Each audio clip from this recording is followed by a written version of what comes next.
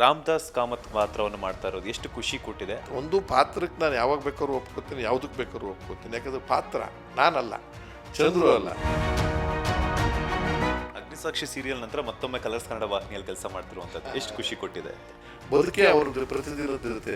ಆ ಕಾರಣದಿಂದ ನನಗೆ ಕಲರ್ಸ್ ಟಿವಿ ಬಹಳ ಇಷ್ಟ ಆಗುತ್ತೆ. ಸರ್, ಹೆಸರಲ್ಲೇ ಮುಖ್ಯಮಂತ್ರಿ ಚಂದ್ರು ಅಂತಿರೋದ್ರಿಂದ ಅಂಡ್ ರಿಯಲ್ ಲೈಫ್ನಲ್ಲೂ ರಾಜಕಾರಣಿ ಆಗಿರೋದ್ರಿಂದ ಸೀರಿಯಲ್ಸಲ್ಲಿ ಯಾವಾಗ ಮುಖ್ಯಮಂತ್ರಿಯಾಗಿ ಆ್ಯಕ್ಟ್ ಮಾಡ್ತೀರಾ ಅಂತ. ಈಗ ನಾನು ಅಪಾಯವೂ ಇಲ್ಲದೆ ಉಪಯೋಗವೂ ಇಲ್ಲದೆ ಒಬ್ಬ ಮುಖ್ಯಮಂತ್ರಿ. ಇದು ಯಾವ್ಯಾವುದೋ ನನಗೆ ಗುದ್ಕೊಂಡು ಬಂದಿದೆ, ರಂಗಭೂಮಿ, ಸಿನಿಮಾ, ಟಿವಿ, ಅದು ಗುದ್ಕೊಂಡ್ಬಂದು ತಗೊಂತೀನಿ ಏನಂತೆ ಮಾಡಕ್ಕೆ ಟ್ರೈ ಮಾಡೋದು. ಇತ್ತೀಚಿನ ದಿನಗಳು ಒಂದೊಂದ್ಸರಿ ಕೂತ್ಕೊಂಡಾಗ ಏನಿದು ಸಾಧ್ಯನಾ ಇದು ಆಗೋದಕ್ಕೆ? ಪ್ರತಿಯೊಬ್ಬರ ಬಾಯಲ್ಲೂ ಇನ್ಕ್ಲೂಡಿಂಗ್ CM, PM, ಇವರು ಚೀಫ್ ಮಿನಿಸ್ಟರ್ ಬೇರೆ ರಾಜ್ಯದವರು, ನಮ್ಮ ಕೇಜ್ರಿವಾಲ್ರು, ಅತೀಶ್ ಇವರೆಲ್ಲ ಬಂದಾಗಲೂ ಕೂಡ ಅವಾರ್ಯ ಚೀಫ್ ಮಿನಿಸ್ಟರ್ ಅಂತಲೇ ಕರೀತಾರೆ. ಅಂದರೆ ಭಾಗ್ಯಲಕ್ಷ್ಮಿ ಸೀರಿಯಲ್ ಸೆಟ್ನಲ್ಲಿ ಇವತ್ತು ಮದುವೆ ಸಂಭ್ರಮ ಕಳೆಗಟ್ಟಿದ್ದು. ಸೊ ವರ ಆಗಿರುವಂತಹ ಕಿಶನ್ ಕಾಮತ್ ಅವರ ತಂದೆ ರಾಮದಾಸ್ ಕಾಮತ್ ಅವರು ಇವತ್ತು ನಮ್ಮ ಬಾಸ್ ಟಿವಿ ಜೊತೆ ಸಿಕ್ಕಿದ್ದಾರೆ. ಸೊ ಈಗಾಗಲೇ ಎಪಿಸೋಡ್ಗಳನ್ನು ಮುಂದಿಕ್ಕಿ ನಡಿಕೊಂಡು ಹೋಗ್ತಾ ಇದೆ ಭಾಗ್ಯಲಕ್ಷ್ಮಿ ಸೀರಿಯಲ್.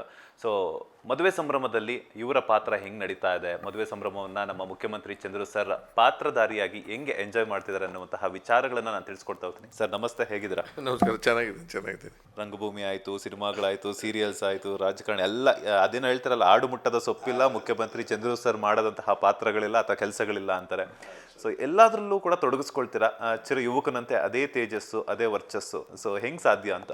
ಇದರಲ್ಲಿ ಒಂದೇ ಒಂದು ಗುಟ್ಟಿದೆ. ವಯಸ್ಸು ಏನಾದರೂ ಇದ್ಕೊಂಡ್ಲಿ, ಆರೋಗ್ಯನೂ ಏರುಪೇರು ಹಾಕ್ಕೊಂಡ್ಲಿ, ವಿಲ್ ಪವರ್, ಇಚ್ಛಾಶಕ್ತಿ, ಅದಕ್ಕಿಂತ ಮಾಡೋ ಕೆಲಸ ಯಾವುದನ್ನ ಸಿಗಲಿ ಅದನ್ನು ತೃಪ್ತಿ ಪಟ್ಕೊಂಡು ಮಾಡೋದು. ಅದು ಎಡಬೋದು, ತಪ್ಪಾಗ್ಬೋದು, ಏನೇ ಆಗ್ಬೋದು. ನನ್ನ ಪಾತ್ರ, ನನ್ನ ಜವಾಬ್ದಾರಿ ಏನಿರುತ್ತೋ ಅದನ್ನು ಅಚ್ಚುಕಟ್ಟಾಗಿ ಮಾಡೋದು. ಎಷ್ಟೋ ಸರಿ ಅನಿಸುತ್ತೆ ಇದನ್ನು ಮಾಡೋ ಅಗತ್ಯ ಇಲ್ಲ, ಇದಕ್ಕೆ ಎಂಡ್ ಹಾಕ್ತಿರ್ಬೇಕಾದ್ರೆ ಇದೇನಂತ ಒಳ್ಳೆಯದು. ಸೀರಿಯಲ್ ಅಲ್ಲ, ಬೇರೆ ಬೇರೆ ರಾಜಕೀಯ. ಆದರೆ ತಗೊಂಡ ಮೇಲೆ ತೃಪ್ತಿ ಇಲ್ದಿದ್ರೆ ಮಾಡಬಾರ್ದು. ನನಗೆಲ್ಲವೂ ತೃಪ್ತಿ ಸಿಗುತ್ತೆ, ಯಾವುದನ್ನು ನಾನು ಅಟ್ಟಿಸ್ಕೊಂಡು ಹೋಗಿಲ್ಲ, ಎಲ್ಲ ಅವೇ ನನ್ನನ್ನು ಅಟ್ಟಿಸ್ಕೊಂಡು ಬಂದಿದೆ. ರಂಗಭೂಮಿ, ಸೀರಿಯಲ್ಲು, ಸಿನಿಮಾ, ರಾಜಕಾರಣ, ಹೋರಾಟ ಎಲ್ಲವೂ ಅಟ್ಟಿಸ್ಕೊಂಡು ಬಂತು. ಮದುವೆ ಒಂದೇ ನನ್ನ ಸ್ವಂತ ಆಗಿದ್ದು ಅಂತ ಇಟ್ಕೊಳ್ಳಿ. ಹಾಗಾಗಿ ಈ ಸೀರಿಯಲ್ಗಳು ಶುರು ಆದಮೇಲೆ ನಾನು ಮೊದಲು ಪ್ರಾರಂಭ ಮಾಡಿದಾಗ 200-250 ಕೆಟ್ಟ ಪಾತ್ರಗಳೇ ಮಾಡಿದಂಥ ದಾಖಲೆಗಳು ನೀವು ನೋಡಿದ್ದೀರ. ಭಯಂಕರ ವಿಲ್ಲನ್ನು, ಅದು ನಮ್ಮ ಸ್ವಭಾವಕ್ಕೆ ಹೊಂದದೇ ಇರೋದು. ಅದಾದಮೇಲೆ ಎಲ್ಲ ಪಾತ್ರಗಳಿಗೂ ಒಗ್ಕೊಂಡೆ. ಸೀರಿಯಲ್ ಮಾಡೋಕ್ಕೆ ಶುರು ಮಾಡಿದ್ಮೇಲೆ ಒಂದೊಂದಾಗಿ, ಸಾಮಾನ್ಯವಾಗಿ ಒಂದು ಮಾಡಿದ್ಮೇಲೆ ಇನ್ನೊಂದನ್ನು ನಿಧಾನಕ್ಕೆ ಮಾಡ್ತೀನಿ. ಅಂದರೆ ಒಟ್ಟಿಗೆ ನಾನು ಯಾವ್ಯಾವುದನ್ನು ಒತ್ತಡ ಎತ್ಕೊಳ್ಳೋದಿಲ್ಲ, ಸಾಕು ಅಂತ. ಇದಕ್ಕಿಂತ ನಾನೊಂದು ಸೀರಿಯಲ್ ಮಾಡ್ತಿದ್ದೆ, ಸೀತಾರಾಮ ಅಂತ. ಅದು ಎಂಡಪ್ ಆಯಿತು, ಯಾವ್ಯಾವುದೋ ಕತೆ ಮುಗಿದು. ಅಷ್ಟರೊಳಗೆ ಈ ಗೆಳೆಯರೆಲ್ಲ ಬಂದು ನಾವು ಇನ್ನೊಂದು ಟ್ರ್ಯಾಕನ್ನು ಇಂಟ್ರಡ್ಯೂಸ್ ಮಾಡ್ತಾಯಿದ್ದೀವಿ ಭಾಗ್ಯಲಕ್ಷ್ಮಿಯಲ್ಲಿ ಅಂತ ಕೇಳ್ಕೊಂಡಾಗ, ಸರಿ ನನಗೆ ಅಡ್ಜಸ್ಟ್ ಆಗುತ್ತೆ, ನನ್ನ ಈ ಥರದ ಪರಿಸ್ಥಿತಿ, ಇಷ್ಟು ವಯಸ್ಸು, ಹಿಂಗೆಲ್ಲ ಬರೋಕ್ಕಾಗತ್ತೆ ಅಂತ ಒಪ್ಕೊಂಡು ಮಾಡೋದು. ತೃಪ್ತಿ ಆಯಿತು. ರೋಲ್ ನೋಡಿದ್ರೆ ಪಾಸಿಟಿವ್ ರೋಲು. ಒಂದು ಕುಟುಂಬದಲ್ಲಿ ಇರಬೇಕಾದಂಥ ತಂದೆ ಹೇಗಿರಬೇಕು, ತಾತ ಹೇಗಿರಬೇಕು, ಅವನು ಮಕ್ಕಳನ್ನ ಹೇಗೆ ನೋಡ್ಕೋಬೇಕು, ಮತ್ತು ಹೇಗೆ ಗ್ರ್ಯಾಟಿಟ್ಯೂಡ್, ಅವರು ಗೌರವ ಹೇಗೆ ಇಟ್ಕೋಬೇಕು ಅನ್ನೋದು ಕಥೆಯಲ್ಲಿ ನನ್ನ ಪಾತ್ರ ಭಾಳ ಮುಖ್ಯ. ದೊಡ್ಡ ಶ್ರೀಮಂತ, ಆದರೆ ಅಹಂಕಾರ ರಹಿತವಾದದ್ದ ಒಬ್ಬ ವ್ಯಕ್ತಿ, ಆಮೇಲೆ ಕನಿಕರ ಇರ್ತಕ್ಕಂಥ ಒಬ್ಬ ವ್ಯಕ್ತಿ. ಆಮೇಲೆ ಮಕ್ಕಳು, ಈ ಬರೀ ಹೆಣ್ಣುಮಕ್ಕಳನ್ನ ಮತ್ತು ಮಕ್ಕಳನ್ನ ಅಲ್ಲ, ಯಾರನ್ನೇ ಕಂಡರೂ ಕೂಡ ಎಲ್ರಿಗೂ ಒಳ್ಳೆಯದಾಗಬೇಕು ಅಂತ ಬಯಸುವಂಥ ಒಂದು ರಾಮದಾಸ್ ಕಾಮತ್ ಅನ್ನೋ ಪಾತ್ರದಲ್ಲಿ ಹಿರಿಯದಲ್ಲಿದ್ದಾರೆ. ದೊಡ್ಡ ಕುಟುಂಬ, 4 ಜನ, 2 ಹೆಣ್ಮಕ್ಳು, 2 ಗಂಡು ಮಕ್ಕಳು. ಆ ಗಂಡು ಮಕ್ಕಳಲ್ಲಿ ಒಬ್ಬ ನನ್ನ ಸ್ವಂತ ಮಗ ಅಲ್ಲದೆ ಇದ್ದರೂ ಕೂಡ ಮಗನ ಥರನೇ ಸಾಕ್ಬಿಟ್ಟಿರ್ತೀನಿ. ದೊಡ್ಡ ಮಗ, ಅವನು ಫಾರಿನ್ ಗೇರಿನೆಲ್ಲ ಹೋಗ್ಕೊಂಡು ಓಡಾಡ್ತಿರ್ತಾನೆ, ಆದಿ ಅಂತ. ಇನ್ನೊಬ್ಬ ಕಿಶನ್ ಅಂತ. ಇದು ನಮ್ಮ ಕುಟುಂಬ ನನಗೆ ಗೊತ್ತಿದ್ದೇನೆ. ಇನ್ನೊಂದು ಕಡೆ ಏರುಪೇರು ಆಗಿರ್ತಕ್ಕಂಥ ಆ ಹುಡುಗಿಯ ಮದುವೆನಲ್ಲೂ ತೊಂದರೆ ಆಗಿರ್ತಕ್ಕಂಥ ಒಂದು ಹುಡುಗಿ, ಭಾಗ್ಯಲಕ್ಷ್ಮಿ ಅಂತ ಹುಡುಗಿ. ಅವಳನ್ನ ಭಾಳಷ್ಟು ಜನ ಕೆಟ್ಟದಾಗಿ ಬಿಂಬಿಸಿರ್ತಾರೆ ಸೊಸೈಟಿನಲ್ಲಿ. ಅಂದರೆ ಹೊಟ್ಟೆ ಊರಿಗೋ ಏನೋ, ಆಕೆ ಅಂಥವಳಲ್ಲ. ಈ ತಾತ ಕ್ಯಾರೆಕ್ಟರ್ ಏನು, ನನ್ನ ಕ್ಯಾರೆಕ್ಟರ್ ಏನಿತ್ತು ಅದೇ ಥರ ಭಾವನೆ ಇರ್ತಕ್ಕಂಥ, ಎಲ್ರಿಗೂ ಒಳ್ಳೇದು ಮಾಡೋಣ, ಎಲ್ರಿಗೂ ಒಳ್ಳೇದಾಗಲಿ, ತಾನು ಕಷ್ಟವನ್ನು ಅನುಭವಿಸ್ಕೊಂಡು. ಅದು ನನಗೆ ಭಾಳ ಇಷ್ಟ ಆಗಿ ಆ ಕುಟುಂಬದಲ್ಲೇ ನನ್ನ ಕಿಶನ್ ನನಗೆ ಮದುವೆ ಮಾಡಿಸೋದಕ್ಕೆ ಏರ್ಪಾಟ್ ಮಾಡ್ತೀವಿ. ಭಾಳಷ್ಟು ಬಿರುಕುಗಳು ಬರ್ತವೆ, ಇಕ್ಕಟ್ಟು ಬರುತ್ತೆ, ಅದನ್ನು ಕೆಡಿಸೋರು ಇರ್ತಾರೆ, ಮನೆಯವರೇ ಕೆಡಿಸೋರು ಇರ್ತಾರೆ, ನಮ್ಮ ಕುಟುಂಬದವರೇ ಕೆಡಿಸೋರು ಇರ್ತಾರೆ. ಇವೆಲ್ಲವನ್ನು ಮೆಟ್ಟಿ ನಿಂತು ನನಗೆ ನಂಬಿಕೆ ಇದೆ, ನಾನು ಮಾಡ್ತೀನಿ. ಬಟ್ ಇದು ಒಳ್ಳೇದಾಗಬೇಕು, ಒಳ್ಳೆಯವ್ರಿಗೆ ಒಳ್ಳೆಯದೇ ಆಗಬೇಕು ಅನ್ನೋ ಕ್ಯಾರೆಕ್ಟ್ರು. ಸಾಮಾನ್ಯವಾಗಿ ಏನಂತಂದ್ರೆ ಮದುವೆ ಅಂದ ತಕ್ಷಣ ಗಂಡಿನ ಕಡೆಯವ್ರಿಗೆ ಆ ಗತ್ತು ಗಾಂಭೀರ್ಯ ಅನ್ನೋದಿರುತ್ತೆ. ಸೊ ಸೀರಿಯಲ್ಸಲ್ಲಿ ಅದನ್ನ ಸ್ವಲ್ಪ ಹೆಚ್ಚಾಗಿ ತೋರಿಸ್ತಾ ಇರ್ತಾರೆ ಬಿಕಾಸ್ ಸೊ ಆ ಎಪಿಸೋಡ್ಸ್ಗೋಸ್ಕರ ಎಷ್ಟು ವೆಯ್ಟ್ ಮಾಡ್ತಿರ್ತಾರೆ. ಯಾಕಂದ್ರೆ ಮಗನ ಸಂಭ್ರಮ ಒಂದ್ ಕಡೆ ಆದ್ರೆ ಮಗನ ಮದುವೆ ಸಂಭ್ರಮ ಇನ್ನೊಂದ್ ಕಡೆ ಬಂದವ್ರಿಗೆಲ್ಲ ನಾವು ಗಂಡಿನ ಕಡೆಯವರು ಹಂಗೆ ಹಿಂಗೆ ಆ ಒಂದು ರಿಯಲ್ ಲೈಫ್ ವಿಚಿತ್ರ ಅಂದರೆ ಇಲ್ಲಿ ರಿವರ್ಸ್ ಕೇಸ್ ಇದೆ.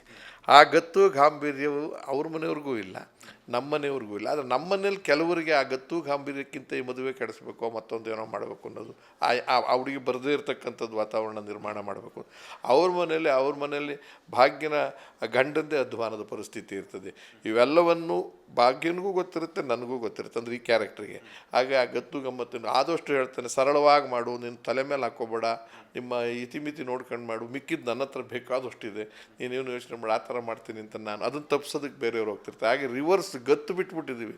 ನಾನೇ ಮೇಲೆ ಬಿದ್ದು ಅವರನ್ನು ಹೇಗಾದರೂ ಮಾಡಿ ಆ ಹುಡುಗಿಯನ್ನು ನಮ್ಮ ಮನೆಗೆ ತಂದ್ಕೋಬೇಕು, ಇವರೆಲ್ಲರಿಗೂ ಉತ್ತರ ಕೊಡಬೇಕು, ತಪ್ಪಾಗಿ ಅರ್ಥೈಸ್ಕೊಂಡು ಒಂದು ಬೇರೆಯವರಿಗೆ ಹಿಂಸೆ ಕೊಡ್ತಕ್ಕಂಥ ಕ್ಯಾರೆಕ್ಟರ್ಗಳಿಗೆಲ್ಲ ಬುದ್ಧಿ ಕಲಿಸ್ಬೇಕು ಅನ್ನೋ ದೃಷ್ಟಿಯಿಂದ ಇದು ಆ ಥರದ ಗತ್ತಿಲ್ಲದೆ ಮಾನವೀಯ ದೃಷ್ಟಿಯಿಂದ ಈ ಮದುವೆಯನ್ನು ಮಾಡ್ತಿರ್ತಾನೆ. ಅದು ಗೌರವಕ್ಕೋಸ್ಕರ ಜೋರಾಗೂ ಮಾಡಬೇಕಾಗಿದೆ, ಅದು ನಾನೇ ಮಾಡ್ತೀನಿ. ಗೌರವಕ್ಕೋಸ್ಕರ ಶಾಸ್ತ್ರೋಕ್ತವಾಗಿ ನೀವೇನು ಮಾಡಬೇಕು ಮಾಡಿ, ಆ ಥರದಲ್ಲಿ ನಡೀತಾ ಇದೆ. ಇನ್ನು ಎಲ್ಲಿಗೆ ಹೋಗುತ್ತೋ ಗೊತ್ತಿಲ್ಲ ಎಂಡ್. ಸರ್, ಈಗ ಶಾಸ್ತ್ರಗಳ ಬಗ್ಗೆ ಹೇಳೋದಾದ್ರೆ ಶಾಸ್ತ್ರಗಳೆಲ್ಲ ಸಂಪ್ರದಾಯಬದ್ಧವಾಗಿ ನಡೀತಾ ಇದೆ. ಯಾವ ಶಾಸ್ತ್ರದನ್ನ ಶೂಟಿಂಗ್ನಲ್ಲಿ ಪಾಲ್ಗೊಳ್ತಾ ಇದ್ದಾರೆ ಈಗ ಅಂತ? ದಕ್ಷಿಣ ಭಾರತ ಅದು ಒಂದು ಮೊದಲನೇದ ಕರ್ನಾಟಕದಲ್ಲಿ ಬಹುತೇಕ ನಮಗೆ ಈ ಭಾಗ ಇದೆ ನೋಡಿ, ಈ ಕ್ಯಾರೆಕ್ಟರ್ಗಳನ್ನೂ ಈ ದಕ್ಷಿಣ ಕರ್ನಾಟಕದ ಭಾಗ ಆದ್ದರಿಂದ ಆ ಸಂದರ್ಭೋಚಿತವಾಗಿ ಆಯಾ ಆ ಒಂದು ಸಮಾಜ ಅದನ್ನೇನು ಮಾಡ್ತಾರೋ ಶಾಸ್ತ್ರ ಅದನ್ನೇ ಮಾಡ್ತಾಯಿದ್ದೀವಿ. ಇದನ್ನು ಪಾತ್ ಪೂಜೆ ಮಾಡ್ತಕ್ಕಂಥದ್ದು ಗಂಟಿಗೆ, ಅದಲ್ಲದೆ ಇನ್ನೇನೋ ಶಾಸ್ತ್ರ ಇರ್ತದೆ, ಮೆಹಂದಿ, ಅದು ಮಾಮೂಲಿ ಆ ಪ್ರಕಾರ. ರಾಮದಾಸ್ ಕಾಮತ್ ಪಾತ್ರವನ್ನು ಮಾಡ್ತಾ ಇರೋದು ಎಷ್ಟು ಖುಷಿ ಕೊಟ್ಟಿದೆ. ಆ್ಯಂಡ್ ಪಾತ್ರ ಈ ಥರ ನಿಮಗೆ ಬಂದಾಗ ನೀವು ಹೇಳ್ತಾ ಇದ್ರಿ ಇನ್ನೊಂದು ಸೀರಿಯಲಲ್ಲೂ ಕೂಡ ನಾನು ಮಾಡ್ತಾ ಇದ್ದೆ ಅಂತ ಹೇಳ್ಬಿಟ್ಟು. ಸೊ ಪಾಸಿಟಿವೇ ಇದೆ. ನಿಮಗೆಲ್ಲನೂ ಒಪ್ಪಿಸ್ಬೇಕು ಅಂದರೆ ತುಂಬ ಕಷ್ಟ. ಬಿಕಾಸ್ ಯಾಕಂದ್ರೆ ನೀವು ಒಂದಷ್ಟು ಹಲವಾರು ಪಾತ್ರಗಳನ್ನು ಮಾಡಿರ್ತೀರ, ಸಿನಿಮಾಗಳು ಹಾಗೆ ಸೀರಿಯಲ್ಸ್ ಎಲ್ಲನೂ ಕೂಡ. ಹೆಂಗೆ ಒಪ್ಕೊಂಡ್ರಿ ಈ ಪಾತ್ರಕ್ಕೆ? ಇಲ್ಲ, ಒಂದು ಪಾತ್ರಕ್ಕೆ ನಾನು ಯಾವಾಗ ಬೇಕಾದ್ರೂ ಒಪ್ಕೋತೀನಿ, ಯಾವುದಕ್ಕೆ ಬೇಕಾದ್ರೂ ಒಪ್ಕೋತೀನಿ. ಯಾಕಂದರೆ ಪಾತ್ರ ನಾನಲ್ಲ, ಚಂದ್ರು ಅಲ್ಲ. ಈವನ್ ಕೆಟ್ಟ ಪಾತ್ರ ಕೊಟ್ಟರು ಕೂಡ ಜನಗಳಿಗೆ ಇಂಥ ಕೆಟ್ಟ ವ್ಯಕ್ತಿಗಳಿದ್ದಾರೆ ಅಂತ ತೋರ್ಸೋಕ್ಕೋಸ್ಕರನಾದರೂ ಅದನ್ನು ಭಯಂಕರವಾಗಿ ಮಾಡ್ತಕ್ಕಂಥ ರೀತಿಯಲ್ಲೂ ಮಾಡ್ತೀನಿ. ಇಲ್ಲಿ ಮನಸ್ಸಿಗೆ ತಟ್ಟುವಂಥದ್ದೇ ಪಾತ್ರ, ನನ್ನ ಕ್ಯಾರೆಕ್ಟ್ರಿಗೂ ನನ್ನ ಹೃದಯಕ್ಕೂ ತಟ್ಟುವಂಥ, ನನ್ನ ಕುಟುಂಬದಲ್ಲೂ ಇದೇ ಥರ ಇರೋದರಿಂದ ತುಂಬ ಇಷ್ಟ ಆಗುತ್ತೆ. ಆಮೇಲೆ ಕಣ್ಣಲ್ಲಿ ನೀರು ಹಾಕೊಳ್ಳೋ ಸೀನ್ ಇರುತ್ತೆ, ದುಃಖ ಪಡೋ ಸೀನ್ ಇರ್ತದೆ, ಸಿಟ್ಟು ಮಾಡ್ಕೊಳ್ಳೋ ಸೀನ್ ಇರುತ್ತೆ, ರಸಗಳು ಭಯಂಕರವಾದ ರೀತಿಯಲ್ಲಿರ್ತದೆ. ಆಮೇಲೆ ಫೀಲಿಂಗ್ಸು ಆಡಿಯನ್ಸ್ಗೆ ಇಂಥವನೊಬ್ಬ ನಮ್ಮನೇಲಿ ಇರಬೇಕಾಗಿತ್ತು, ಇಂಥ ತಾತ ಇಂಥ ತಂದೆ ಮನೇಲಿದ್ದರೆ ಮನೆ ಕುಟುಂಬ ನಂದನವನ ಆಗುತ್ತೆ, ಆ ಭಾವನೆ ಇರೋದ್ರಿಂದ ಖುಷಿಯಾಗಿ ಮಾಡ್ತಾ ಇದ್ದೀನಿ. ಕಷ್ಟ ಏನಿಲ್ವೇ ಇಲ್ಲ ಅದಕ್ಕೆ. ಅಗ್ನಿಸಾಕ್ಷಿ ಸೀರಿಯಲ್ ನಂತರ ಮತ್ತೊಮ್ಮೆ ಕಲರ್ಸ್ ಕನ್ನಡ ವಾಹಿನಿಯಲ್ಲಿ ಕೆಲಸ ಮಾಡ್ತಿರುವಂಥದ್ದು ಎಷ್ಟು ಖುಷಿ ಕೊಟ್ಟಿದೆ? ಯಾವುದೇ ಟಿ ವಿಗಳು ಕೂಡ ಸಮಾಜಮುಖಿಯಾದ ಕೆಲಸ ಮಾಡ್ತಿರ್ಬೇಕಾದ್ರೆ ಅದು ರಿಯಾಲಿಟಿ ಶೋ ಇರ್ಬೋದು ಅಥವಾ ಬೇರೆ ಬೇರೆ ರೀತಿಯ ಸುದ್ದಿ ಮಾಧ್ಯಮಗಳಿರ್ಬೋದು, ಅಥವಾ ನನಗೆ ಸಂತೋಷ ಪಡೋದು ಯಾವುದೇ ಸುದ್ದಿ ಮಾಧ್ಯಮಗಳು ಸಮಾಜಕ್ಕೆ ವೈಭವೀಕರಿಸಿ ಹಣದ ಅನುಕೂಲಕ್ಕೋಸ್ಕರವಾಗಿ ಏನೇನೋ ತೋರಿಸಿ ಮಾಡೋ ಬದಲು ಈ ಥರದ್ದೆಲ್ಲ ಸೀರಿಯಲ್ ಮಾಡೋದ್ರಿಂದ, ರಿಯಾಲಿಟಿ ಶೋಗಳು ಮಾಡೋದ್ರಿಂದ, ಅದು ಯಾವುದೇ ಸೀರಿಯಲ್ ಆಗಲಿ, ಕಲರ್ಸ್ನಲ್ಲೂ ಅಂಥದ್ದೇ ಕೆಲಸ ಮಾಡ್ತಿರೋದ್ರಿಂದ ಅಗ್ನಿಸಾಕ್ಷಿ 7 ವರ್ಷ ನಿಲ್ಲಿಸಲೇಬಾರ್ದಾಗಿತ್ತು, ಅದು ಇನ್ನೂ ನಡೀತಿತ್ತು. ಅದರಲ್ಲಿ ಟ್ವಿಸ್ಟ್ಗಳು ಬರ್ತವಲ್ಲ ಮನೆಗಳಲ್ಲಿ ನಡೆಯೋ ಘಟನೆಗಳು, ಅದು ಸಾರ್ವಜನಿಕವಾಗಿ ನಮ್ಮ ಮನೇಲಿ ಆಗ್ತಾಯಿದೆ. ಇದೇನೆಂದರೆ ಪ್ರತಿಯೊಂದು ಮನೆಯಲ್ಲೂ ಮಧ್ಯಮ ವರ್ಗ ಕೆಳ ಮಧ್ಯಮ ವರ್ಗ ಇರ್ತದಲ್ಲ, ಶ್ರೀಮಂತರನ್ನು ಬಿಟ್ಟು ಅವರಲ್ಲಿ ಇವು ಭಾಳ ಸುಲಭನಾಗಿ ಟಚ್ ಆಗುತ್ತೆ. ಬದುಕೇ ಅವ್ರದ್ದು ಪ್ರತಿದಿನದ್ದಿರುತ್ತೆ. ಹಾಗಾದಾಗ ತಮ್ಮನ್ನು ತಾವು ತೊಡಗಿಸ್ಕೊತಾರೆ, ಇದು ನಾನು ಇದು ಅವರು ಅಂತ. ಆ ಕಾರಣದಿಂದ ನನಗೆ ಕಲರ್ಸ್ ಟಿ ವಿ ಭಾಳ ಇಷ್ಟ ಆಗುತ್ತೆ. ಕೆಲವೊಂದ್ಸಲ ಸೀರಿಯಲ್ಸ್ ಆಗಿರ್ಬೋದು, ಸಿನಿಮಾಗಳಲ್ಲಾಗಿರ್ಬೋದು, ಮದುವೆ ಸಂಭ್ರಮ ಆ ಥರ ಸೀನ್ಸ್ ಇದ್ದಾಗ ಶೂಟ್ ಮಾಡಬೇಕಾದ್ರೆ ನಾವು ಪರ್ಸ್ನಲಿ ಕನೆಕ್ಟ್ ಆಗಿಬಿಡ್ತೀವಿ. ಸೊ ಎಲ್ಲೋ ಒಂದು ಕಡೆ ನಿಮ್ಮ ಮಗಳ ಮದುವೆ, ಮಗನ ಮದುವೆ ಆ ಥರ ಮಾಡಿದಾಗ ಹಿಂಗೆಲ್ಲ ಮಾಡಿದ್ವಲ್ಲ ಅಂತ ಆ ನೆನಪುಗಳು ಜಾರಿಬಿಟ್ಟು ಆ ಒಂದು ಎಕ್ಸ್ಪ್ರೆಷನ್ಸ್ಗೆಲ್ಲ ಕೊಡುವಂಥದ್ದು ಆಗುತ್ತೆ. ನಿಜವಾಗ್ಲೂ ಭಾವುಕಾದ್ರೆ ಆಗ್ತಿದೆ. ಇವಾಗ ನೀವು ಹೇಳ್ತಾ ಇದ್ರಿ ಅದೇ ಹೆಣ್ಮಗಳೇ ಬೇಕು ನನ್ನ ಮನೆಗೆ ಅನ್ನೋ ಒಂದು ಕಾರಣಕ್ಕೆ ನಾನು ತೊಗೊಂಬರ್ತಿದ್ದೀನಿ, ನಮ್ಮ ಮನೆಯವರೇ ಆ ಪಾತ್ರವನ್ನು ಕೆಡಿಸ್ಬೇಕು ಅನ್ನೋವಂಥದ್ದು ಒಂದಷ್ಟು ಜನ ಪಾತ್ರಧಾರಿಗಳಿದ್ದಾರೆ ಅಂತ ಹೇಳ್ಬಿಟ್ಟು ನೀವು ಎಷ್ಟು ಕನೆಕ್ಟ್ ಆಗ್ತೀರಾ ಪರ್ಸ್ನಲಿ ಅಂತ? ಇಲ್ಲ, ಇದು ನನ್ನ ಕುಟುಂಬದಲ್ಲೂ ಆಗುತ್ತೆ, ನಮ್ಮ ಪಕ್ಕದ ಮನೆಯವ್ರದ್ದು ಆಗುತ್ತೆ, ನೆರೆಹೊರೆಯವ್ರದ್ದು ಆಗಿರ್ತದೆ, ಬೇರೆ ಬೇರೆ ಸಮಾಜದವ್ರದ್ದು ಆಗಿರ್ತದೆ. ಅಲ್ಲಿ ಸ್ಪಂದಿಸಲೇಬೇಕಾದ್ದು, ಮನುಷ್ಯರಾಗಿ ನಾವು ಸ್ಪಂದಿಸಲೇಬೇಕಾಗಿ ಬರುತ್ತೆ. ಒಂದು ಅರ್ಥದಲ್ಲಿ ದೊಡ್ಡ ಮನುಷ್ಯರು ಅಂತ ನಾವು ಅಕಸ್ಮಾತ್ ಅನ್ನಿಸ್ಕೊಂಡಿದ್ರೆ, ನಮ್ಮ ಮಾತನ್ನು ಕೇಳೋ ಸ್ಥಿತಿಲಿದ್ದರೆ ಅದಕ್ಕೆ ನಾವು ಟೈಮ್ ಕೊಟ್ಟು ಅದನ್ನು ಬಗೆಹರಿಸೋಕ್ಕೆ ಪ್ರಯತ್ನ ಮಾಡ್ಬೇಕು. ನಂದಲ್ಲ ಇದು ಅವ್ರ ಏನಾದರೂ ಹಾಕ್ಕೊಂಡು ಹೋಗಲಿ ಅಂತ ಅನ್ನೋಕ್ಕಾಗಲ್ಲ. ಆಮೇಲೆ ಇದು ಎಷ್ಟು ಹತ್ರ ಆಗುತ್ತೆ ಅಂದರೆ, ನನಗೆ ವಾರದಲ್ಲಿ 1-2 ಈ ಥರ ಮದುವೆಗಳಿಗೆ ಹೋಗ್ತಾ ಇರ್ತೀನಿ, ಈ ಥರ ಮದುವೆ ಅರೇಂಜ್ಮೆಂಟ್ಸ್ಗೆ ಹೋಗ್ತಾ ಇರ್ತೀವಿ. ಆ ಮದುವೆ ಏನಕ್ಕೋ ಫಜಿತಿ ಆಯಿತು ಅಂತ ಅದನ್ನೆಲ್ಲ ಕರೆಸಿ ಮಾತಾಡೋದು, ನಾನೇ ಹೋಗಿ ಕೂತ್ಕೊಳ್ಳೋದು, ಏನು ಸಮಸ್ಯೆ ಹೇಳಿ ಅಂತ ಪ್ರಯತ್ನ ಮಾಡೋಕ್ಕಿದ್ದಿಲ್ಲ. ಇದು ಇದು ಇದು ಒಂದು ಇಲ್ಲಿ ಪಾತ್ರ ಮಾಡ್ತಿದ್ದೀನಿ. ಇದನ್ನು ತಿಂಗಳಲ್ಲಿ 3-4 ಕಡೆ 3-4 ಕುಟುಂಬದಲ್ಲಿ ನನಗೆ ಗೊತ್ತಿಲ್ಲದೆ ಅರಿವಿಲ್ದಂಗೆ ಭಾಗಿಯಾಗ್ತಾ ಇರ್ತೀನಿ. ನಾನು ನನ್ನ ಶ್ರೀಮತಿ ಇಬ್ಬರು. ವಯಸ್ಸು ಆ ಲೆವೆಲ್ಲಿಗೆ ಬಂದಿದೆ, ಅನುಭವವೂ ಬಂದಿದೆ. ಆಮೇಲೆ ನಮಗೆ ಯಾವುದು ಪಾಸಿಟಿವ್ ಇರಬೇಕು, ಯಾವುದೂ ನೆಗೆಟಿವೇ ಬೇಡ ಅನ್ನತಕ್ಕಂಥ ಮನಸ್ಸಿರೋದ್ರಿಂದ ಬಗೆಹರಿಸಕ್ಕಂತೂ ಪ್ರಯತ್ನ ಮಾಡ್ತಿದ್ದೆ. ಆಮೇಲೆ ಸಮಾಜ ಸೇವೆ ಎಲ್ಲಿ ಯಾವ ಥರ ಮಾಡಿದ್ರೇನು, ಸಿನಿಮಾದಲ್ಲಿ ನಾನು ದುಡ್ಡು ತೊಗೊಂಡು ಪಾತ್ರಗಳು ಮಾಡಿ ಇದಕ್ಕೆ ನಿಮಗೆ ತೋರಿಸ್ತೀವಿ, ಅಲ್ಲಿ ಹಾಗಲ್ಲ, ಭಾಳನೇ ಇಕ್ಕಟ್ಟಲ್ಲಿರ್ತಾರೆ. ಆಮೇಲೆ ಯಾವುದೋ ಒಂದು ಲೆವೆಲ್ನಲ್ಲಿ ಒಬ್ರು ಯಾರಾದರೂ ಈ ಥರ ಇನ್ವಾಲ್ವ್ ಆದಾಗ ಬಗೆಹರಿದೋಗ್ಬಿಡ್ತವೆ ಬಹುತೇಕ. ಆದರೆ ನಮ್ಮ ನಡವಳಿಕೆ ಮೇಲೆ ಡಿಪೆಂಡ್ ಆಗುತ್ತೆ. ಅದಾದಷ್ಟು ಅವರಿಗೆ ಆಮೇಲೆ ಸಣ್ಣ ಪುಟ್ಟ ಸಹಾಯನೂ ಬೇಕಾದ್ರೂ ಮಾಡಿಸ್ಬೇಕಾಗಿ ಬರುತ್ತೆ, ಇವರಿಂದ ಮಾಡಿಸ್ಬಿಟ್ಟು ಮಾಡ್ತೀವಿ. ಖುಷಿಯಾಗುತ್ತೆ, ಭಾಳ ಖುಷಿಯಾಗುತ್ತೆ.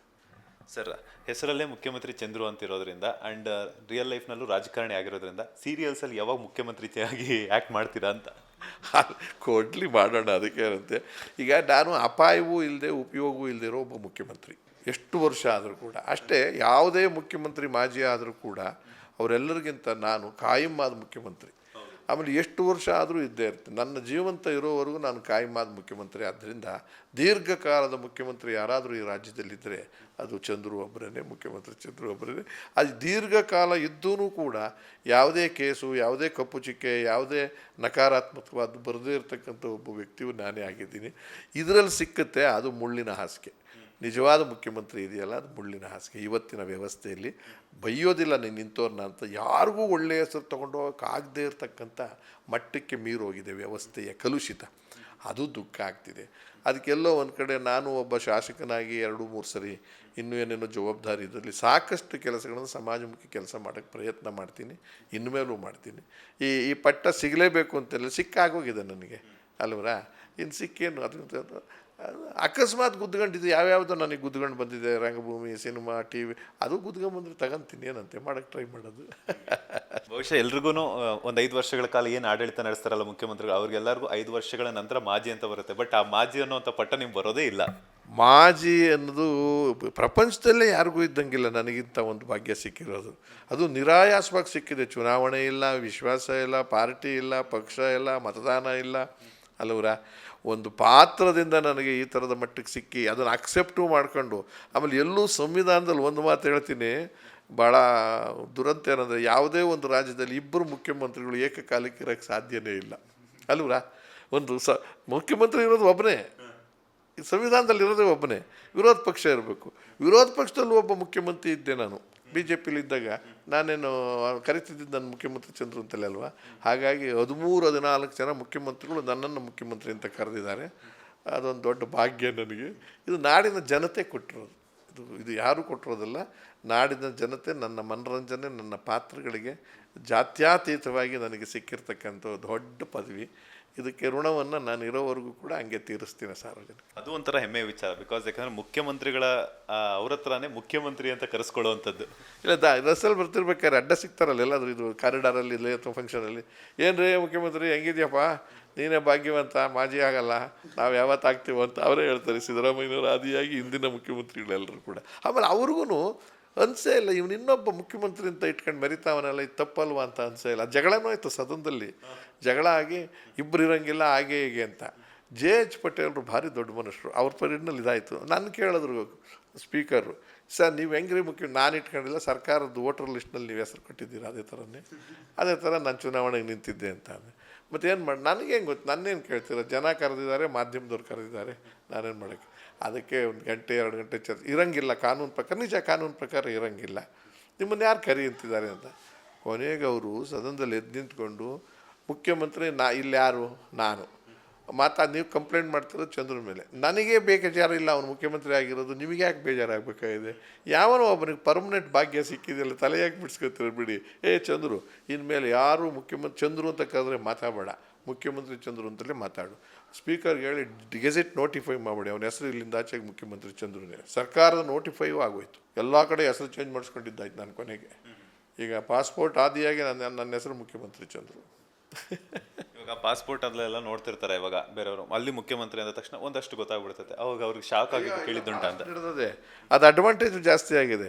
ಈ ಏರ್ಪೋರ್ಟಲ್ಲಿ, ಇಮಿಗ್ರೇಷನ್ನಲ್ಲಿ ಎಲ್ಲ ಹೋಗಿ ಚೆಕ್ ಮಾಡ್ತಿರ್ಬೇಕಾದ್ರೆ, ವಾಟ್ ಈಸ್ ದಿಸ್ ನೇಮ್, ಮುಖ್ಯಮಂತ್ರಿ ವಾಟ್ ಈಸ್ ಅಂತ ಚೀಫ್ ಮಿನಿಸ್ಟರ್ ಚಂದ್ರು ಸರ್ ನಮಸ್ಕಾರ ಸರ್ ಅಂತ ಅಲ್ಲೇ ನಮಸ್ಕಾರ please why you are coming this side we would have one VIP ಇಲ್ಲ ಐ ಆಮ್ ಸಿಂಪಲ್ ಮ್ಯಾನ್ ಅಂತ ನಾನೇನೋ ಹೇಳ್ಕೊಂಡು ದೇವಸ್ಥಾನಕ್ಕೆ ಹೋದಾಗ ಯಾವುದೋ ಅವ್ರ ಕಡೆ ಬೇರೆ ಭಾಷೆಗಳಿಗೆ ಅವ್ರು ಇಂಟರ್ವ್ಯೂ ಮಾಡ್ಬೇಕಾದ್ರೆ ಕರ್ನಾಟಕ ರಾಜ್ಯ VIP ಏನವರು ಚೀಫ್ ಮಿನಿಸ್ಟರ್ ಚಂದ್ರು ನಮಸ್ಕಾರ ಅಂತ ಮಂಗಳಾರತಿ ಎಲ್ಲ ಬೇಗನೆ ಆಗುತ್ತೆ.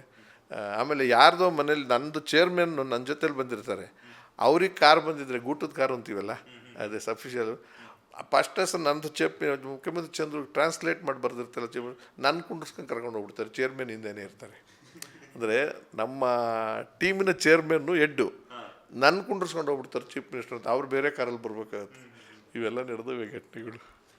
ಆ ಥರ ಘಟನೆಗಳು ನಡೆದಾಗ ಎಷ್ಟು ಎಂಜಾಯ್ ಮಾಡ್ತಾರೆ ಒಳಗಡೆ, ಒಂಥರ ಖುಷಿ ವಿಚಾರ ಅಲ್ಲ? ಖಂಡಿತ ಖುಷಿ ಆಗುತ್ತೆ. ಇತ್ತೀಚಿನ ದಿನಗಳು ಒಂದೊಂದ್ಸರಿ ಕೂತ್ಕೊಂಡಾಗ ಏನಿದು ಸಾಧ್ಯನಾ ಇದು ಆಗೋದಕ್ಕೆ? ಪ್ರತಿಯೊಬ್ಬರ ಬಾಯಲ್ಲೂ ಪ್ರತಿಯೊಬ್ಬರು ಅಕ್ಸೆಪ್ಟ್ ಮಾಡಿಕೊಂಡು ಪ್ರತಿಯೊಬ್ಬರು ನನ್ನ ಕರೀತಾರೆ, ಯಾರಿಗೂ ದ್ವೇಷ ಇಲ್ಲ, ಇನ್ಕ್ಲೂಡಿಂಗ್ CM PM. ಇವರು ಚೀಫ್ ಮಿನಿಸ್ಟರ್ ಬೇರೆ ರಾಜ್ಯದವ್ರಿಗೆ ನಮ್ಮ ಕೇಜ್ರಿವಾಲ್ರು ಅತೀಶ್ ಇವರೆಲ್ಲ ಬಂದಾಗಲೂ ಕೂಡ ಅವಾರ್ಯು ಚೀಫ್ ಮಿನಿಸ್ಟರ್ ಅಂತಲೇ ಕರೀತಾರೆ. ಅಂದರೆ ಅದರಲ್ಲೇನು ಅವ್ರಿಗೆ ಮುಜುಗರ ಆಗಿಲ್ಲ. ಆಮೇಲೆ ಯಾವ ಹಿಂದೆ ಭಾಳ ಹಿಂದೆ ಮೋದಿಯವರು ಕೂಡ ಯು ಆರ್ ಚೀಫ್ ಮಿನಿಸ್ಟರ್ ಅನ್ನೋ ಥರದಲ್ಲಿ ಕರೆದಿದ್ರು. ನಮ್ಮ ವಾಧ್ವಾನಿಯವರು ಇವರೆಲ್ಲರೂ ಕೂಡ ಹಂಗಾಗೋಗ್ಬಿಡುತ್ತೆ. ಅದು ಕೊನೆಗೆ ಈಗ ಸದರವಾಗಿ ಹೋಗ್ಬಿಟ್ಟೆ. ನಾನು ಎಷ್ಟು ವರ್ಷ ಆಗೋಯ್ತು ಅಲ್ಲೇ 1980 ಮುಖ್ಯಮಂತ್ರಿ ನಾಟಕ ಮಾಡಿದ್ದು, ಚುನಾವಣೆಗೆ ನಿಂತಿದ್ದು 85, ಅಲ್ಲಿಂದ ಈಚೆಗೆ ಅದು ಪೂರ್ತಿ ಹೆಸರು ಹಂಗೆ ಇದೆ. ಅಲ್ಲಿಗೆ ಎಷ್ಟು ವರ್ಷ ಆಯಿತು? 40-45 ವರ್ಷದ ಹಿಂದಿನಿಂದ ನಾನು ಚೀಫ್ ಮಿನಿಸ್ಟ್ರು. ಇಷ್ಟು ಬಹುಶಃ ನಿಜ ಜೀವನದಲ್ಲಿ ಆಗಿರ್ಬೋದು ಅಥವಾ ಇದರಲ್ಲಾಗಿರ್ಬೋದು ರಾಜಕಾರಣದಲ್ಲಿ ಎಷ್ಟು ವರ್ಷಗಳ ಕಾಲ ಚೀಫ್ ಮಿನಿಸ್ಟರ್ ಸರ್ವೆ ಹಾಕಕ್ಕೆ ಯಾರೂ ಅಲ್ಲ, ಮುಂದೆ ಬರೋದು ಇಲ್ಲ, ಹಿಂದೆ ಬರಲೂ ಇಲ್ಲ. ನನ್ನನ್ನು ಮೀರಿಸೋದಕ್ಕೆ ಇನ್ಯಾರ ಕೈಲೂ ಸಾಧ್ಯ ಇಲ್ಲ. ಅದು ಪಟ್ಟ ನನಗೆ ಸಿಕ್ಕಬೇಕಾದ್ದು. ಅದು ಭಾಗ್ಯ. ನಮ್ಮ ತಂದೆ ತಾಯಿದರ ಒಳ್ಳೆ ಕೆಲಸ ಇರ್ಬೋದು, ಅಥವಾ ನನ್ನ ನಡವಳಿಕೆನೂ ಇರ್ಬೋದು, ಅಥವಾ ಸಾರ್ವಜನಿಕರ ಪ್ರೀತಿನೂ ಇರ್ಬೋದು, ಸಿಕ್ಕಿದೆ. ಅದೇನು ದೊಡ್ಡಸ್ತಿಗೆ ಅಂತ ಹೇಳ್ಕೊಳ್ಳಲ್ಲ, ಬಟ್ ಯಾವ ಅಪರೂಪ ಸಿಕ್ಕೋದು. ಸಿಗ್ತವೆ ಇವಾಗ ತೂಗುದೀಪ ಶ್ರೀನಿವಾಸು, ಇನ್ಯಾರೋ ಬೇರೆ ಬೇರೆ ಹೆಸರುಗಳೆಲ್ಲ ಜೊತೆಗೆ ಸೇರ್ಕೊತವಲ್ಲ. ಇದು ಹೀರೋಗಳಿಗಂತೂ ಸೇರ್ತವೆ. ಡ್ಯಾಶಿಂಗ್ ಹೀರೋ, ಡೈನಮಿಕ್ ಹೀರೋ, ಅದು ಅದಕ್ಕಿಂತ ಇದು ಬೆಟ್ರಲ್ವೇ. ಇನ್ನೊಂದು, ಯಾವುದೇ ಪಾತ್ರ ಕೊಟ್ಟರು ಲೀಲಾಜಾಲವಾಗಿ ಆ್ಯಕ್ಟ್ ಮಾಡುವಂತಹ ನಟ ಅಂತಂದರೆ ನೀವು ಅಂತಂದರೆ ತಪ್ಪಾಗಲ್ಲ. ಬಿಕಾಸ್ ಯಾಕಂದರೆ ಕಿರುತೆರೆ ಆಗಿರ್ಬೋದು, ಇರುತೆರೆ ಆಗಿರ್ಬೋದು, ಅದು ರಂಗಭೂಮಿ ಆಗಿರ್ಬೋದು. ಸೊ ಕನ್ನಡಿಗರು ಕಿರುತೆರೆ ಬಂದರೂ ಕೂಡ ಅದಷ್ಟೇ ಪ್ರೀತಿಯನ್ನು ಕೊಡ್ತಾ ಇದ್ದೀರಾ. ಸೊ ಕನ್ನಡ ಕಿರುತೆರೆ ವೀಕ್ಷಕರಿಗಾಗಿರ್ಬೋದು, ಕನ್ನಡಿಗರಿಗಾಗಿರ್ಬೋದು, ಏನು ಹೇಳ್ತೀರಾ ಅಂತ? ಒಂದು ಹೇಳ್ತೀನಿ, ಶ್ರದ್ಧೆ ಭಾಳ ಮುಖ್ಯ. ಕಮಿಟ್ಮೆಂಟ್ ಅಂತೀವಿ, ಬದ್ಧತೆ ಅಂದರೆ ತೀರ್ಮಾನ ತೊಗೋಬಾರ್ದು. ನಿನಗೆ ಆಸಕ್ತಿ ಬೆಳಿಬೇಕು, ಒಬ್ಬದ್ದು ಸೆಲೆಬ್ರಿಟಿ ಆಗಬೇಕು. ಸೆಲೆಬ್ರಿಟಿ ಆಗೋದು ಮುಖ್ಯ ಅಲ್ಲ, ಆದಮೇಲೆ ನೀನು ಆದರ್ಶವಾದಿ ವ್ಯಕ್ತಿ ಆಗ್ತಿ. ಈಗ ರಾಜ್ಕುಮಾರ್ ಉದಾಹರಣೆ ಹೇಳಿದ್ರೆ, ಮುತ್ತುರಾಜೇ ಆಗಿದ್ದರೆ ಅಷ್ಟೊಂದು ಗಮನಿಸಕ್ಕೆ ಹೋಗ್ತಿರಲಿಲ್ಲ. ರಾಜ್ಕುಮಾರ್ ಆಯಿತು, ಎಲ್ಲ ಪಾತ್ರಗಳಲ್ಲೂ ಮಾಡಿ ಕೃಷ್ಣದೇವರಾಯ, ರಾಘವೇಂದ್ರ ರಾವ್, ದೇವ್ರದ್ದೆಲ್ಲ ಮಾಡಿ ದೇವ್ರ ಸಮಾನನೇ ಆಗ್ಬಿಟ್ಟಾಗ ನೀವು ಸಣ್ಣ ಪುಟ್ಟ ತಪ್ಪುಗಳಿದ್ದು ಸಹಜತೆ ನ್ಯೂನತೆಗಳಿದ್ದರೂ ಕೂಡ ಅದನ್ನು ಬಿಡೋಕ್ಕಾಗದೆ ಹೋದರೆ ಕದ್ದು ಮಾಡ್ಕೋಬೇಕು. ನಾವು ಒಂದು ಕರ್ತವ್ಯ ಪ್ರಜ್ಞೆ, ಆಮೇಲೆ ತಾಳ್ಮೆ, ಸಂಯಮ, ನಡವಳಿಕೆ, ದುರಹಂಕಾರವಿಲ್ಲದೆ ಇರತಕ್ಕಂಥದ್ದು, ನಾನು ಅಥವಾ ನಾವು ಅಂದ್ಕೊಂಡಿರ್ತಕ್ಕಂಥ ತಗ್ಗಿ ಬಗ್ಗೆ ನಡೆಯೋದು, ಇವೆಲ್ಲವೂ ಸೇರ್ಕೊತವೆ. ಒಬ್ಬ ಸೆಲೆಬ್ರಿಟಿ ತನ್ನ ದೊಡ್ಡ ಇದರಿಂದಲೇ ಆಗಿರೋದಿಲ್ಲ. ಏನೇ ದೊಡ್ಡ ಸೆಲೆಬ್ರಿಟಿ ಆಗಿದ್ರು ಗುಣ ಕೆಡ್ದಾಗಿದ್ರೆ ದಮಾರು ಬಿದ್ದೋಗ್ಬಿಡ್ತಾನೆ. ಇದು ಸತ್ಯ. ಅಂದರೆ ಚಿರಂಜೀವಿಯಾಗಿ ಅಂದರೆ ನಿರಂತರವಾಗಿ ಅವನು ಅದನ್ನು ಕಾಪಾಡ್ಕೋಬೇಕಾದ್ರೆ ನಮ್ಮ ನಡವಳಿಕೆ ಅದು ನಾನು ಕೂಡ ರಾಜ್ಕುಮಾರ್ ನೋಡಿ, ಡಾಕ್ಟರ್ ಶಿವಕುಮಾರ್ ಸ್ವಾಮಿಯವರ ನಡವಳಿಕೆ ಇರ್ಬೋದು, H. ನರಸಿಂಹಯ್ಯನವ್ರು ಇರ್ಬೋದು, ಹೀಗೆ ನಾನಾ ಥರದ ಅಬ್ದುಲ್ ಕಲಾಂ ಇರ್ಬೋದು, ವಾಜಪೇಯಿ ಇರ್ಬೋದು, ಅವ್ರ ಜೊತೆಲೆಲ್ಲ ನೋಡ್ಬಿಟ್ಟಿನಲ್ಲ, ಅದು ಬಂದಿರ್ಬೋದು ನನಗೆ. ಅದು ಇವತ್ತು ನನಗೆ ಕಾಪಾಡ್ತದೆ. ಬೇರೆಯವ್ರಿಗೂ ಹೇಳೋದು ನಾನು ಅಷ್ಟೇ. ಆಮೇಲೆ ಈ ನಿಮ್ಮ ಪ್ರೊಫೆಷನ್ ಬಿಟ್ಬಿಡಿ, ಈ ನಡವಳಿಕೆ ಕೊನೆ ತನಕ ಹಂಗೆ ಉಳ್ಕೊಂಡೋಗಿ ದೊಡ್ಡ ಮನುಷ್ಯ ಆಗ್ತಾನೆ ಹೋಗ್ತೀವಿ. ಆಮೇಲೆ ಒಳ್ಳೆಯದು ಕೂಡ ಅದು. ಅಂದರೆ ಮಕ್ಕಳಿಂದ ಆದಿಯಾಗಿ ಯಾರನ್ನೂ ಏಕವಚನದಲ್ಲಿ ಮಾತಾಡಿಸ್ತೇವೆ, ಬಹುವಚನದಲ್ಲಿ ಮಾತಾಡಿಸೋದಿದೆಯಲ್ಲ, ಅದೇ ಒಂದು ದೊಡ್ಡ ನಡವಳಿಕೆ, ದೊಡ್ಡತನ. ಆಮೇಲೆ ನನಗೆ ಇನ್ನೂ ಗೊತ್ತಿಲ್ಲಪ್ಪ, ನಾನು ಕಲಿತೀನಿ, ನಿನ್ನಿಂದಲೂ ಕಲಿತೀನಿ. ಆಮೇಲೆ ಯಾವುದನ್ನು ಬಿಡಬಾರ್ದು. ನಾವು ಎಲ್ಲಿಂದಲೂ ಬಂದಿದ್ದು, ರಂಗಭೂಮಿಯಿಂದ ಬಂದೆ ನಾನು ಅಲ್ವರ, ಕುಮಾಸ್ತರ ಕೆಲಸ ಮಾಡಿ, ಅದಾದಮೇಲೆ ಟಿವಿಗೆ ಬಂದೆ, ಅದಾದಮೇಲೆ ಸಿನಿಮಾಗೆ ಬಂದೆ, ಅದಾದಮೇಲೆ ರಾಜಕೀಯಕ್ಕೆ ಬಂದೆ, ಅದಾದಮೇಲೆ ಹೋರಾಟಕ್ಕೆ ಹೋದೆ, ವ್ಯವಸಾಯ ಮಾಡೋಕ್ಕೆ ಶುರು.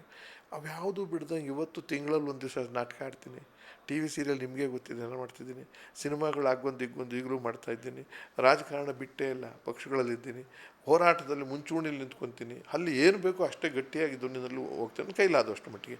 ಆಮೇಲೆ ಟೂರು ಮಾಡ್ತೀನಿ, ಕುಟುಂಬನೂ ಇದೆ. ಇದು ಮಾಡೋಕ್ಕೆ ಸಾಧ್ಯ ಇದೆ. ಸ್ವಿಚ್ ಆಫ್ ಮಾಡ್ಕೊಳ್ಳಿ. ಎಲ್ಲಿಗೆ ಹೋಗ್ತಿರೋ, ಈಗ ಎಲ್ಲಿದ್ದೀನಿ ನಾನು ನಿಮ್ಮ ಹತ್ರ, ನೀವು ಯಾವುದನ್ನು ಇಂಟ್ರೂ ಮಾಡ್ತಾಯಿದ್ದೀರಿ, ಯಾವ ವಿಚಾರದಲ್ಲಿ, ಸೀರಿಯಲ್ ವಿಚಾರ, ಅಲ್ಲಿಗೆ ಸ್ವಿಚ್ ಆನ್ ಮಾಡ್ಕೋ. ಇನ್ನೊಂದು ಸ್ವಿಚ್ ಆಫ್ ಮಾಡ್ಕೋ. ಮಿಕ್ಕಾದು ಇವಾಗ ಈ ಮನೆ ಒಳಗೆ ಎಷ್ಟು ಸ್ವಿಚ್ ಇದ್ದಾವೆ? ಟಾಯ್ಲೆಟ್ಗೊಂದಿದೆ, ಹಾಲ್ಗೊಂದಿದೆ, ಬೆಡ್ರೂಮ್ಗೊಂದಿದೆ, ಮತ್ತು ಬೆಡ್ ಹತ್ರ ಒಂದಿದೆ. ನಿಮಗೆ ಬೇಕಾದ್ದನ್ನು ನಾನು ಮಾಡ್ಕೊಳ್ಳಿ, ಬೇಕಾದನ್ನು ಸ್ವಿಚ್ ಮಾಡ್ಕೊಳ್ಳಿ. ಎಲ್ಲವನ್ನೂ ಮಿಕ್ಸ್ ಮಾಡ್ಕೊಳಕ್ಕೆ ಹೋಗ್ಬೇಡಿ. ಇಲ್ಲಿ ನಿನ್ನ ರಾಜಕಾರಣ ನನಗೆ ಸಂಬಂಧ ಇಲ್ಲ, ಇಲ್ಲಿ ನನಗೆ ಸಿನಿಮಾ ನನಗೆ ಸಂಬಂಧ ಇಲ್ಲ, ಇಲ್ಲಿ ನನ್ನ ಕುಟುಂಬನೂ ನನ್ನ ಕಣ್ಣೆದ್ರಿಗಿಲ್ಲ, ಸಂಬಂಧ ಇಲ್ಲ. ಈ ಸೀರಿಯಲ್ನಲ್ಲಿ ಕೆಲಸ ಮಾಡ್ತಿದ್ದೀನಿ ಸಂಜೆವರೆಗೂ. ಆಮೇಲೆ ನೀವು ಇಂಟರ್ವ್ಯೂ ಬಂದಿದ್ರೆ ನಿನಗೇನು ಹೇಳ್ಬೇಕು ಆ ವಿಚಾರಕ್ಕೆ ಮಾತ್ರ. ಅಷ್ಟು ಕ್ಲಾರಿಟಿ ಇಟ್ಕೊಂಡ್ರೆ ಒಬ್ಬ ಮನುಷ್ಯ ಖಂಡಿತ ಯಾರು ಬೇಕಾದರೂ ಕೂಡ ವಿದ್ಯಾವಂತರು, ಅವಿದ್ಯಾವಂತರು, ಶ್ರೀಮಂತರು, ಬಡವರು ಅನ್ನೋ ಭೇದ ಭಾವನೆ ಇಲ್ಲದೆ ಒಬ್ಬ ದೊಡ್ಡ ವ್ಯಕ್ತಿ ಆಗ್ಬೋದು. ಸರ್, ಮಾತಾಡ್ತಾ ಎಚ್ ನರಸಿಂಹಯ್ಯ ಸರ್ ಬಗ್ಗೆ ಮಾತಾಡ್ತಾ ಇದ್ರಿ. ಅವ್ರನ್ನ ಭೇಟಿಯಾಗಿದ್ರೆ ಯಾವತ್ತಾದ್ರೂ ಅಂತ? ನಾನು ಪಟ್ಟ ಶಿಷ್ಯ. ಅವರು ವೈಸ್ ಚಾನ್ಸಲರ್ ಆಗಿದ್ದಾಗ ಅವ್ರ ಹತ್ರ ನಾನು ಗುಮಾಸ್ತನ ಕೆಲಸ ಮಾಡ್ತಿದ್ದೆ. ಬರೀ ಕೆಲಸ ಮಾಡ್ತಿರಲಿಲ್ಲ, ಭಾಳ ಬೇಕಾದ ಕೆಲಸ. ಅದಕ್ಕೆ ನಾಟಕದವನು ಅಂದ ತಕ್ಷಣ ಇನ್ನೂ ಹೆಚ್ಚಿನ ಪ್ರಶಸ್ತಿಯನ್ನು ಕೊಡ್ತಿದ್ರು, ನನಗೆ ಪ್ರೋತ್ಸಾಹ ಕೊಡ್ತಿದ್ರು. ಎಷ್ಟೋ ಸರಿ ಕೆಲಸ ಯಾರಾದರೂ ಆಫೀಸ್ ಕೆಲಸ ಮಾಡ್ಕೋತಾರೋ, ಚಂದ್ರು ನಿನ್ನಂತ ಒಬ್ಬ ನಟ ಈ ಆಫೀಸಲ್ಲಿ ಸಿಗಲ್ಲ, ನಿನ್ನ ಕೆಲಸ ಅಲ್ಲಿ ಜಾಸ್ತಿ ಇದೆ, ಅಲ್ಲಿಗೆ ಹೋಗು, ನಾನು ಸಪೋರ್ಟ್ ಮಾಡ್ತೀನಿ ಅಂದರೆ ಅರ್ಥ ಅವ್ರಿಗೆ 300 ಜನ ಮಾಡೋ ಪಾತ್ರ ನೀನು ಮಾಡ್ತಾ ಇದೆಯಾ, ನೀನು ಮಾಡೋ ಪಾತ್ರ ನೀವು 300 ಜನನೂ ಮಾಡೋಕ್ಕಾಗೋದಿಲ್ಲ ಕೆಲಸದಲ್ಲಿರೋ. ಅಂದರೆ ಅದು ಡಿಫ್ರೆಂಟ್ ಕಲೆ. ಅದರಿಂದ ನೀವು ಬೆಳೆಸ್ಕೊಂಡು ಅವ್ರಿಗೂ ಹೇಳೋರು, ಅವ್ನಿಗೆ ತೊಂದರೆ ಕೊಡಬೇಡಿ, ಒಂದೊಂದು ಗಂಟೆ ಫ್ರೀ ಬಿಟ್ಕೊಡಿ, ಕಳಿಸ್ಕೊಡಿ, ವೈಸ್ ಚಾನ್ಸಲರ್ ಆಗಿ. ಆ ಥರದ್ದು ಬೇಕಾದಷ್ಟು. ಆಮೇಲೆ ನಾನು MLA ಆಗಿ ಗೆದ್ದಿದ್ದೂರೇ ಅವರು ಹೊಸೂರು, ಅಲ್ಲಿ ಥಿಯೇಟ್ರ್ ಕಟ್ಸುವಾಗ ಸಹಾಯ, ಆಮೇಲೆ ಅವ್ರಿಗೆ ನನಗೆ ಸನ್ಮಾನ ಮಾಡಿದ್ದು ಇವೆಲ್ಲ. ನಾನು ಸಿದ್ಧಗಂಗಾ ಸ್ವಾಮಿಗಳು ಮಠದಲ್ಲಿ ಓದಿದ್ದು ನಾನು. ಅವರ ರೀತಿ ನೀತಿ, ಭಿಕ್ಷೆ ಬೇಡ್ಕೊಂಡು, ಪಾದಪೂಜೆ ಮಾಡಿಕೊಂಡು, ದಾಸೋಹ ಮಾಡಿ, ಜಾತ್ಯತೀತವಾಗಿ ಎಲ್ಲರನ್ನು ಓದಿಸ್ತಿದ್ದು ನೋಡಿದಾಗ ಇದು ದೊಡ್ಡತನ ಇದೇ ಹೊರತು ಇನ್ಯಾವುದೂ ಉಳಿಯೋದಿಲ್ಲ ಅಂತ. ಮಹಾತ್ಮ ಗಾಂಧೀಜಿ ಇರ್ಬೋದು, ಆಮೇಲೆ ನಿಮ್ಮ ಅಂಬೇಡ್ಕರ್ ಜೀವನ ಚರಿತ್ರೆ ಓದಿದ್ರೆ ಗೊತ್ತಾಗ್ಬಿಡ್ತದೆ. ಅಬ್ದುಲ್ ಕಲಾಂ ಇರ್ಬೋದು, ವಾಜಪೇಯಿ ಇರ್ಬೋದು, ಅದ್ವಾನಿ ಇರ್ಬೋದು, ಬೇಕಾದಷ್ಟು ಜನ ನೋಡಿ ಎಕ್ಸಾಂಪಲ್ ಸಿಗ್ತವೆ. ನಾವು ಸುಮಾರು ಜನ ಭೇಟಿನೇ ಮಾಡಿದ್ದೀನಿ ಇಂಥವ್ರನ್ನೆಲ್ಲನೂ, ದೊಡ್ಡವ್ರದ್ದೆಲ್ಲನೂ. ಕೆಟ್ಟದ್ದನ್ನು ಬಿಟ್ಟು ಒಳ್ಳೆಯದನ್ನು ತಗೊಂಡು ಹೋದರೆ ನಮಗೂ ಕಷ್ಟ ಬರ್ತದೆ. ಮನುಷ್ಯನಿಗೆ ಕಷ್ಟ ಬರಬೇಕು, ಯಾವಾಗಲೂ ಬರೋದು. ಅದು ಸಹಿಸ್ಕೋಬೇಕಾದ ಕರ್ತವ್ಯ ನಮ್ಮದು. ನಮಗಲ್ದೆ ಇನ್ಯಾರಿಗೆ. ನನಗೆ ಕಣ್ಣಿಗೆ ಏಟಾಗಿದೆ, ಬುರುಡೆಗೆ ತೂತು, ಕಿವಿ ಒಡೆದೋಗಿದೆ, ಗಂಟ್ಲು ಹೋಗಿದೆ, ಓಪನ್ ಹಾರ್ಟ್ ಸರ್ಜರಿ ಆಗಿದೆ. ಇಷ್ಟು ಆ್ಯಕ್ಟಿವ್ ಆಗಿದ್ದೀನಿ, ನಾಟಕ ಮಾಡ್ತೀನಿ. 31ನೇ ತಾರೀಕು ನಾಟಕ ಇದೆ, ಬನ್ನಿ ನೀವು. ಮುಖ್ಯಮಂತ್ರಿ ನಾಟಕ 876-77ನೇ ವರ್ಷ ಎಲ್ಲ ಮಾಡ್ತಿರ್ತೀನಿ. ಅಲ್ಲಿ ಹೋದಾಗ ಅಲ್ಲಿ ಥರ ಇರ್ತೀನಿ, ಇಲ್ಲಿಗೆ ಬಂದಾಗ ಇಲ್ಲಿ ಥರ ಇರ್ತೀನಿ, ಸಿನಿಮಾಕ್ಕೆ ಹೋದಾಗ ಇಲ್ಲಿ, ಜಗಳಕ್ಕೆ ಹೋದಾಗ ಜಗಳ, ಅಷ್ಟೇ. ಫೈನಲಿ ನಿಮ್ಮ ಅಭಿಮಾನಿಗಳಿಗಾಗಿರ್ಬೋದು, ಭಾಗ್ಯಲಕ್ಷ್ಮಿ ಸೀರಿಯಲ್ ನೋಡ್ತಿರುವಂಥ ವೀಕ್ಷಕರಿಗಾಗಿರ್ಬೋದು, ಏನು ಹೇಳ್ತೀರಾ ನಿಮ್ಮ ಪಾತ್ರದ ಬಗ್ಗೆ ಅಂತ? ಒಂದು ಮನಸ್ಸಿಗೆ ಮುದ ಸಿಗಬೇಕಾದ್ರೆ ಕೆಲವು ವೇಳೆಗಳೇ ಸ್ವಲ್ಪ ನಿಮಗೆ ಕಷ್ಟ ಸುಖ ಶ್ರಮದ ಮಧ್ಯದಲ್ಲಿ ರಿಲೀಫ್ ಬೇಕು ಅಂತಂದಾಗ ಈ ಮನರಂಜನೆಗೆ ಭಾಗಿಯಾದಾಗ ಬರೀ ಅಷ್ಟರಲ್ಲಿ ಅರಿವನ್ನು ಮೂಡಿಸ್ಕೊಳ್ಳಿ. ಆಮೇಲೆ ನಾವು ಮಾಡ್ತಿರೋದ್ರಲ್ಲಿ ಅರಿವಿಗಿಂತ ಭಾಳ ಅಪಾಯ ಇದೆ ಅಂತ ಕಂಡು ಬಂದರೆ ಅದನ್ನು ತಿಳಿಸಿ ವಾಪಸ್ಸು ಫೀಡ್ಬ್ಯಾಕ್ ಕೊಡಿ. ಇಲ್ಲ ಚಂದ್ರು ಅವರೇ ಅಥವಾ ನೀವು ನಿಮ್ಮ ತಂಡ ಮಾಡ್ತಿರೋದ್ರಲ್ಲಿ ಸಮಾಜ ಕಂಟಕವಾದ ಕೆಲಸಗಳಿದ್ದಾವೆ ಅಂತ ಅನಿಸಿದ್ರೆ ತಿಳಿಸಿ. ಇಲ್ಲ ಸಮಾಜಮುಖಿಯಾಗಿದೆ ಅಥವಾ ಇನ್ನೂ ಏನು ಬೇಕು ಅನ್ನೋದಾದ್ರೂ ಸಲಹೆ ಕೊಟ್ಟರೆ ಅದನ್ನು ಹೇಳಿಬಿಟ್ಟು ನಾನು ಒಪ್ಸೋದಕ್ಕೆ ಪ್ರಯತ್ನ ಮಾಡ್ತೀನಿ. ಇವು ಬೇಕಾಗುತ್ತೆ ಮನುಷ್ಯನಿಗೆ. ಒಂದೇ ಇದನ್ನು ಕೆಲಸ ಮಾಡೋಕ್ಕಾಗೋದಿಲ್ಲ, ಬದಲಾವಣೆ ಅನ್ನೋದು ಬೇಕಾಗುತ್ತೆ. ಒಂದು ಸಂಜೆ ಕಾಫಿ ಬೇಕಾದಂಗೆ, ಬೆಳಗ್ಗೆ ತಿಂಡಿ ಬೇಕಾದಂಗೆ ಇದನ್ನು ಬದಲಾವಣೆ. ಇದು ಒಂದು ರೀತಿಯ ಬದಲಾವಣೆ. ಇಷ್ಟ ಆಗೋದು ಎಲ್ಲವನ್ನೂ ನೋಡಿ ಯಾವುದು ಭಾಳ ಇಷ್ಟ ಆಗುತ್ತೆ, ಭಾಳ ಒಳ್ಳೆಯದು ಅನಿಸುತ್ತೋ ಅದಕ್ಕೆ ಹೆಚ್ಚಿನ ಪ್ರೋತ್ಸಾಹ ಕೊಡಿ. ನನ್ನ ತಿಳಿದ ಮಟ್ಟಿಗೆ ನಾವು ಇದನ್ನು ತುಂಬ ಒಂದು ರೀತಿಯ ಪ್ರತಿಯೊಂದು ಕುಟುಂಬದಲ್ಲೂ ನಡೆಯೋ ಘಟನೆ ಅಂತ ತಿಳ್ಕೊಂಡು ಮಾಡ್ತಾಯಿದ್ದೀವಿ. Thank you sir. ಇಷ್ಟೊತ್ತು ನಿಮ್ಮ ಅಮೂಲ್ಯವಾದಂತಹ ಒಂದು ಸಮಯವನ್ನು ನಮ್ಮ ಬಾಸ್ ಟಿವಿ ಜೊತೆ ಶೇರ್ ಮಾಡೋದಕ್ಕೆ ಒಳ್ಳೆಯದಾಗಲಿ. All the best. Thank you very much. ಇದಾಗಿತ್ತು ಭಾಗ್ಯಲಕ್ಷ್ಮಿ ಸೀರಿಯಲ್ನಲ್ಲಿ ರಾಮದಾಸ್ ಕಾಮತ್ ಕ್ಯಾರೆಕ್ಟರ್ನ ಮಾಡ್ತಿರುವಂತಹ ನಮ್ಮ ನಿಮ್ಮೆಲ್ಲರ ಪ್ರೀತಿಯ ಮುಖ್ಯಮಂತ್ರಿ ಚಂದ್ರು ಸರ್ ಅವರ ಮಾತು. ಕ್ಯಾಮರಾ ಪರ್ಸನ್ ರಾಘವೇಂದ್ರ ಸ್ವಾಮಿ ಜೊತೆ Manjunath Srinivas, boss TV Kannada, Bengaluru. Latest ಹಾಗೂ ಇಂಟ್ರೆಸ್ಟಿಂಗ್ ಸುದ್ದಿಗಳಿಗಾಗಿ ಬಾಸ್ ಟಿವಿ ಕನ್ನಡ ಚಾನೆಲ್ನ ಸಬ್ಸ್ಕ್ರೈಬ್ ಮಾಡಿ. ಹಾಗೆಯೇ ಬೆಲ್ ಐಕಾನ್ ಪ್ರೆಸ್ ಮಾಡಿ. ಇದರ ಜೊತೆಗೆ ಫೇಸ್ಬುಕ್, ಇನ್ಸ್ಟಾಗ್ರಾಮ್, ಎಕ್ಸ್ನಲ್ಲೂ ಮಿಸ್ ಮಾಡದೆ ಫಾಲೋ ಮಾಡಿ.